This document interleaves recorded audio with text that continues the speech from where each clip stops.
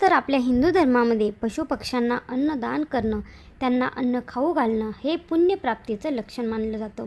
आणि गोमातेमध्ये तर 33 कोटी देवदेवता वास करतात. म्हणूनच जेव्हा तुम्ही गाईला एखादी भाकरी किंवा एखादी रोटी चपाती चारता, त्यावेळी तुम्ही प्रत्यक्षात त्या 33 कोटी देवदेवतांना नैवेद्य देत असता. आणि असा हा नैवेद्य या देवदेवतांना दाखवल्यामुळे या 33 कोटी देवदेवतांची कृपा तुमच्यावर आणि तुमच्या कुटुंबावर होत असते. मित्रांनो, गाईचं महत्त्व एवढं मोठं आहे की दररोज पूजा पण करायला हवी. आणि हे जर शक्य नसेल तर त्यामुळं तुम्ही एखादी चपाती किंवा भाकरी तरी तिला दररोज चालली तरीही चालेल. त्यामुळे गोमातेची नकळत आपल्याकडून सेवा घडेल.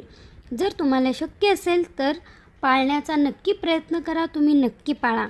देशी गाई पाळल्या तर त्याच्यामुळे अनेक